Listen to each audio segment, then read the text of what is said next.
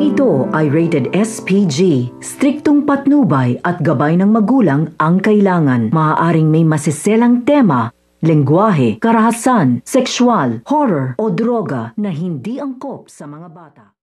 Ang mga madidinig nito nga si Annalyn sa pagtatalo nito nga ni Michael at ito nga si Robert. Dahil nadinig nga ni Annalyn dito na ito nga si Robert at ito nga si Michael ay nagtatalo na nga ito, kaya agad-agad nga niya itong nilapitan upang pahintuin nga dito dahil baka kung ano pa nga daw ang gawin nga daw nila dahil nagkakainitan na nga sila. Kaya nga ito nga si Michael ay sinabi na nga niya dito nga kay Annalyn ang tungkol nga dito nga sa kanyang ama, dahil kilala nga daw niya dito ito nga daw kanyang ama at alam nga daw nito nga daw ni Robert kung saan nga daw ito matatagpuan. Kaya nga ito nga si Michael ay sinabi nga na dito nga kay Robert na siya na nga daw ang magsabi dito nga kay Annalyn kung sino nga ito nga daw kanyang ama at kung nasan nga daw ito. So ito naman si Annalyn ay nagtataka nga ito sa mga sinasabi nito nga ni Michael at ito nga ni Robert tungkol nga dito nga sa kanyang ama. Kaya ito nga si Annalyn ay tinanong na nga niya ito nga si Dr. Tanyag kung nasan nga daw ba at kung saan nga daw nakatira at kung sino nga daw ba ito nga daw kanyang ama.